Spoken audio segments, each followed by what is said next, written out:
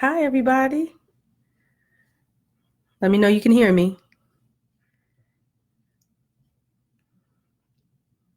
Hey, sugar. Oh,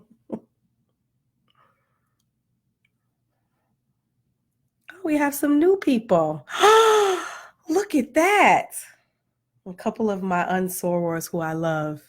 We're in different gang colors, but I appreciate them supporting me. So, hello, as well as some of my other folks. Can you guys hear me? Give a holla.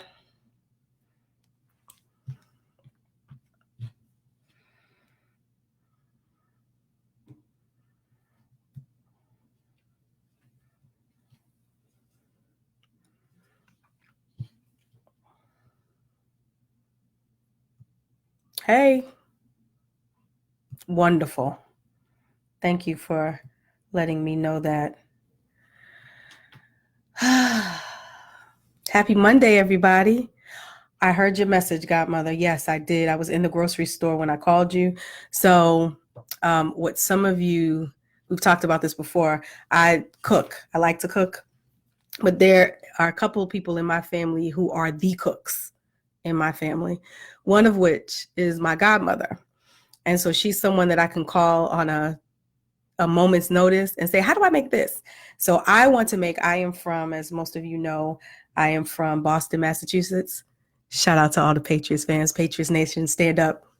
I don't watch football because, we're kneeling and standing with Cap, but any opportunity that I can give it to the husband, I believe that we're Red Sox World Series champions, now Super Bowl champions for the sixth time. Sixth. I just wanted to put that in there. I live in the Midwest, and this is a football nation as well. But shout out to my team. And so, one of the things that I grew up eating was fish cakes, not salmon cakes, not salmon croquettes, but actual fish cakes with cod, salted codfish, or haddock or pollock. So, I called my godmother and was like, "Hey," because she made the fish cakes. I need a recipe. So I was in the grocery store to do that and picked up the ingredients. So I told her I would call her later so she can walk me through it. That and homemade baked beans, I think, is what I'm going to make because that's what she used to make. So I'm going to try to impress my husband. So shout out to all of my family and friends. Hey, Aunt Lucy, I don't get the chance to see you. So hello to you, another one of my favorite relatives. I'm really blessed to have wonderful women in my family who I've been able to look up to and love and who have loved me. So shout out to her. Um, Stop asking me, my dear Sora, about my children. So one of the things I always talk to my family, all of you about is, I appreciate you asking about my kids, but don't act like you knew them first. You knew me first. Everybody knows that. So I won't shout you out unless you tell me to, because some of y'all are on the lam, you're on the run like Beyonce and her man. So I'll shout you out if you need me to. But wanted to say hello. And always, please feel free to subscribe, get your friends to subscribe. I do this once a week, and it's been great for me. I am glad that we are all thawed out in the Midwest. As most of you are aware, we had what they call a polar vortex. I didn't know nothing about that till I got here. Nothing about it. So it was a whopping -40 and -50 degrees to the point where you couldn't go anywhere. They said unless you had to be outside, to not go outside. So the babies missed 5 days of school. They had not been in school, and I think last Friday. So they were out of school 5 full days because it snowed. It was cold, then it snowed, and then the temperature just dropped. So they went back to school on Friday, much to their dismay. But the husband and I were like, woo woo, get out, please get out. But it wasn't bad. Thankfully, we are blessed. We had shelter. There was heat. Not one pipe burst. Praise the Lord for that. So all is well. So I am happy to see all of you. Happy Monday to you. So this is what I wanted to talk about as usual. Hey, Amber, how are you, darling? Your mama's on too. So I want to say hi to her too. Can't say hi to you without saying hi to her. I wanted to talk a little bit, and you guys know this, that every week I have a topic I want to discuss, and then something happens that changes my trajectory of topic. So today I want to talk about mental health and the need, particularly around our males. Because I am an African American woman, I want to focus on Black males, but males in general, I think it is so prevalent to have a conversation about mental health. And when I mean mental health, I'm not just talking about mood disorders, bipolar or schizophrenia. I'm talking about just making sure that you are healthy. And for a variety of reasons, this has come up. First, since I've been here, I've lived in this area now 14 years now. I think it's been 14. And of those 14, in the last, I think 5, 2 young Black males, teens, under the age of 18, committed suicide. Children whose parents I know well. And I am so alarmed by the thought that these young people, young males, are struggling with depression or life overall. And those young men turn into old men with the same kinds of issues. And I am concerned, very much so. We just found out today that a star, a celebrity, 52, has passed. We don't know the reason why. Hopefully, I am hoping that it is of natural causes and not because he was dealing with some mental issues of his own. He had an older child who died by suicide, and just was heartbroken by it. And I don't know this individual personally, but what I am hoping is that he did not follow suit with his son. And I started thinking about my own personal story around mental health. So I've told all of you this before, but if you're new to the podcast and my vlog, then you know that you don't know that the husband and I have been in therapy. We've been in therapy for over a year now for a variety of reasons, individual reasons that we felt was impacting the foundation of our marriage. And I'm going to speak about me personally, not necessarily about the husband, because it's not fair that he's not here. My issues were around just not feeling enough, feeling overwhelmed. And it just felt like with one life crisis after the other, that I didn't really know how to get off the ride and how to be centered and how to have peace, and just overwhelmed with the hustle and bustle of daily living, working and raising children and, trying to be a good friend and a good parent and a good sibling.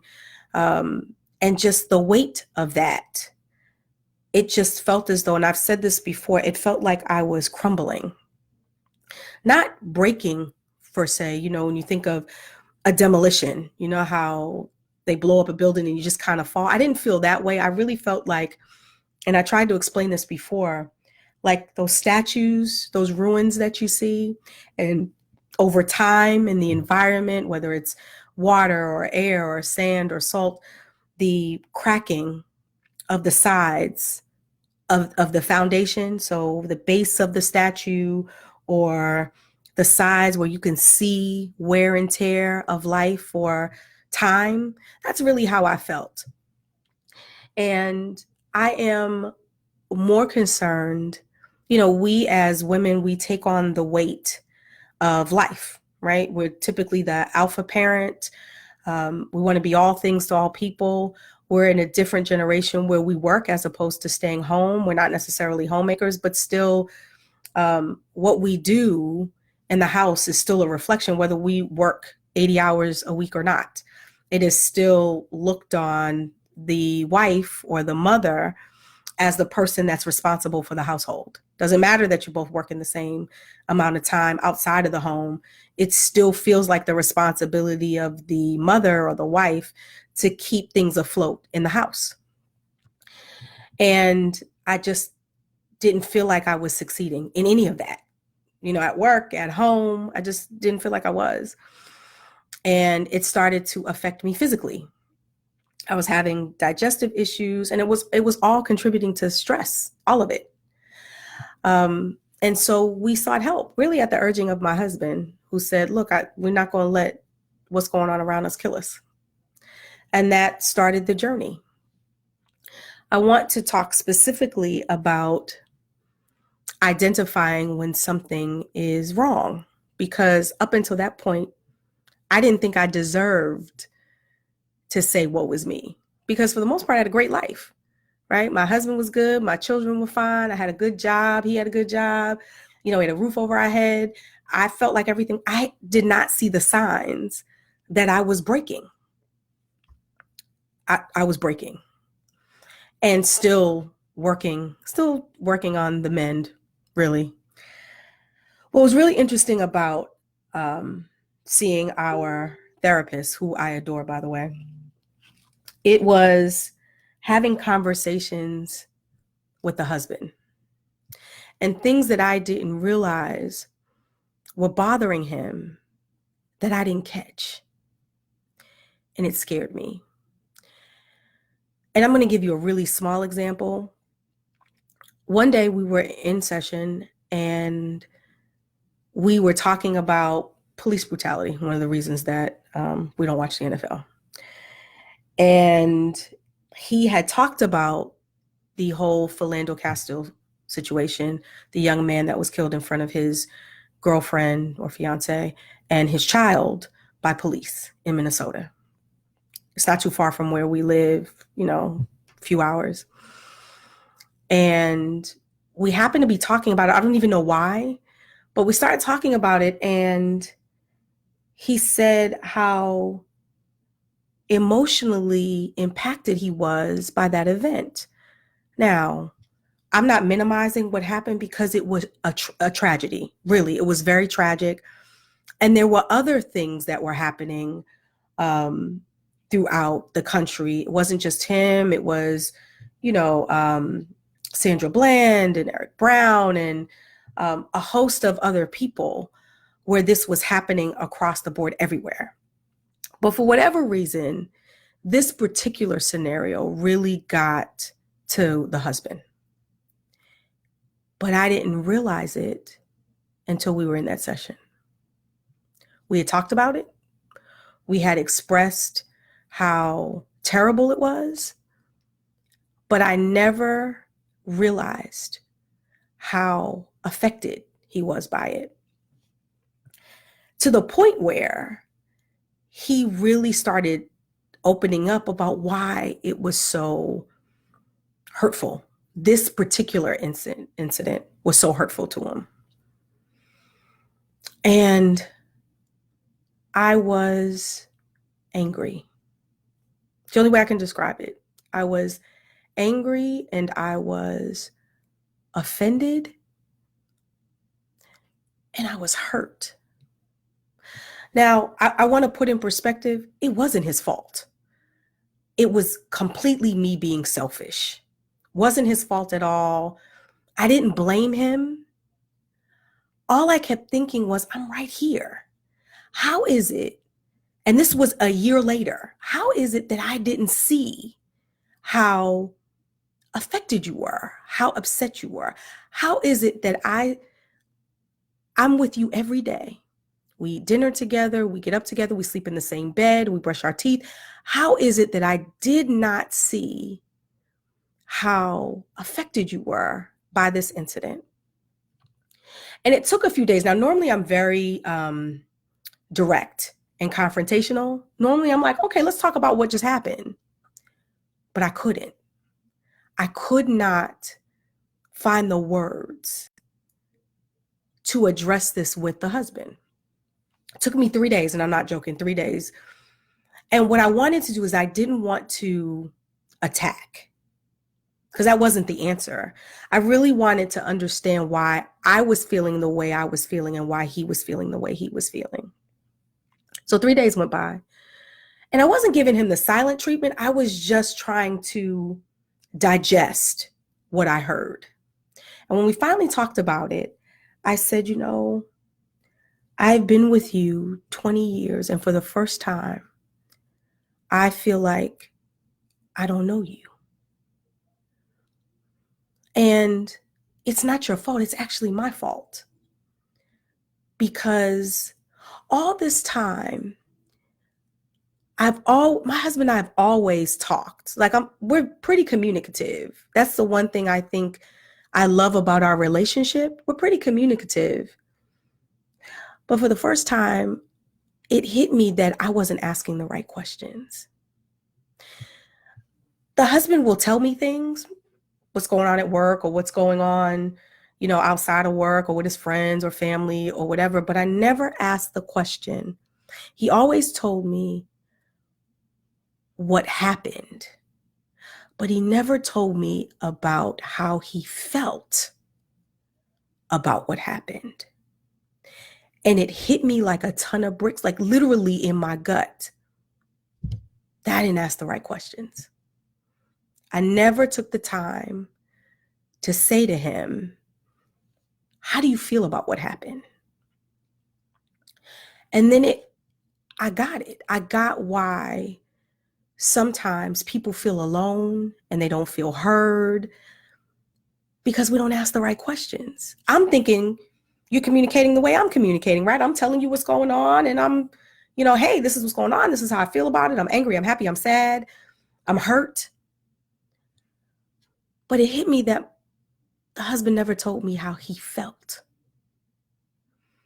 And then I started thinking about all the other men in my life, all of them, my siblings, my uncles, my father, and every man that I've ever interacted with never really told me how they felt. They obligatory tell me about their day, right? And if I ask a question, they'll answer it, but they never really say, it made me feel like this. And that scared me. Because then I started thinking, well, if you're not coming to me, and that was really what I was feeling like, I'm right next to you. I'm in this life right beside you. I am standing with you. But the only reason I found out how affected you were with the whole Philando Castile thing is that you told a stranger. You didn't tell me. And I think that's why I was so hurt. Like, I'm here. I'm here with you every day. How is it that I didn't know how you were feeling? But it falls back on me. I didn't ask him the right question. And so now what I do whenever we have a conversation and it's deep or it's heavy or it's light, I always ask the question, okay, how do you feel about what happened? And he has to respond. He can't say, I feel fine. He can't. You have to tell me now. How do you feel? How did that make you feel? I am telling you, folks, mental health is real. And in my life, I grew up surrounded by Black men who are taught, just like I'm sure other men are of other ethnicities, to, stand strong, don't express your emotions, don't cry. You don't have time to talk about what you're dealing with. You're the man, you provide, you deal.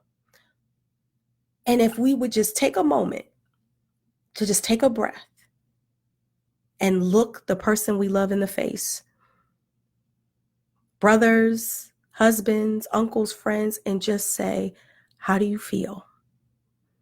Tell me what's going on. I don't know if it will solve anything, but I know it will help to be heard. And it's not feminine to say how you feel about something. It's not feminine to cry. Now, I will say this, we'll talk about this in another podcast. I do have an issue with some dudes crying over dumb stuff. And that's mainly because I'm not a crier. I'm just not. It takes a lot. And that's just kind of how I was raised. So I take issue with that personally. But overall, I don't think that men, when they get together, some of them have surface conversations. Hey, man, how you doing? How was the game? But to actually say to somebody, to be vulnerable and say, I'm not having a good day today. Something's going on with my family. My child is giving me a hard time. Work is getting on my nerves. And, we as women, we naturally go towards our friends and family. It's what we do, right? We exchange, we interact. I have a slew of people that I can talk to at any time about anything. And because I'm so transparent, I don't have a problem having discussions about what's going on in my life, the good, the bad, and the ugly. And what I realized for the first time is that wasn't the husband's experience. And when we talked about it, he was like, look, I grew up in a household where my father didn't talk about his feelings. My brother didn't talk about his. We just kind of moved. Our job was to do what we were supposed to do for our family. We didn't have time to feel. And I can't express to all of you how hurtful that was. And it wasn't his fault. Like, I don't want anyone to come out of this vlog and think that I blame the husband, because I don't. It was my fault. We just communicated differently. And what I should have done is I should have recognized that the husband is telling me what's going on, but he's not telling me how he feels about what's going on. Folks, take a minute and ask people how they're doing, especially those strong people. Remember, almost a year ago, I talked about how where do strong people go to be unstrong? Check in on those strong people, because they're going through stuff. You got to go somewhere. Take a minute to just say, you all right? I now, because I'm, we're older, right? I'm middle-aged. And good friendships are hard to come by. They're cultivated and they evolve. I used to say to people all the time, I have a hiring freeze on friendship. I'm good. If I happen to get some extras along the way, then I'm blessed. But the ones that I have, I try not to take for granted. And so when I think of somebody, I now make a point to pick up the phone and call them. Not a text message, so I can hear your voice. Hey, you okay? It could simply be, hey, you were on my mind today. I thought about you twice. I'm just calling to check in. With social media and all this other stuff, we feel like we know each other, but we haven't really talked to one another. And Lee, thank you for that. Thank you for saying that. I take ownership, because I feel like, my husband, we're supposed to be evenly yoked, right? From a religious perspective, we're supposed to know one another.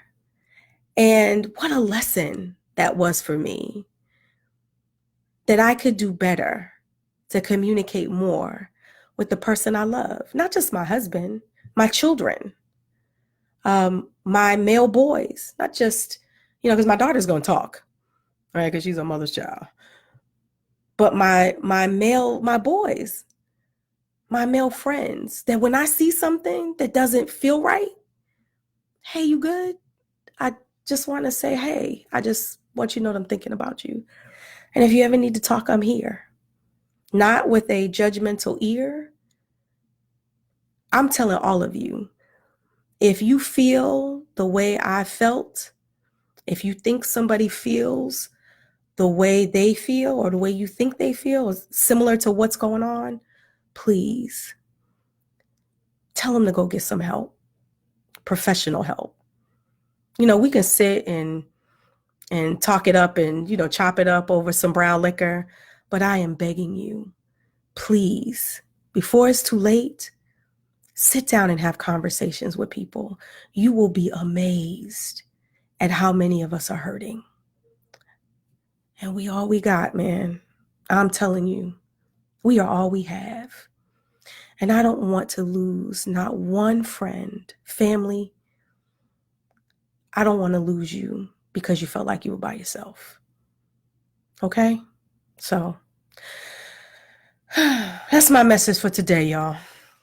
I promise that I'm hoping next week it'll be more uplifting. But today, if I can encourage anybody, call me directly. Those of you know me, message me. Go get some help.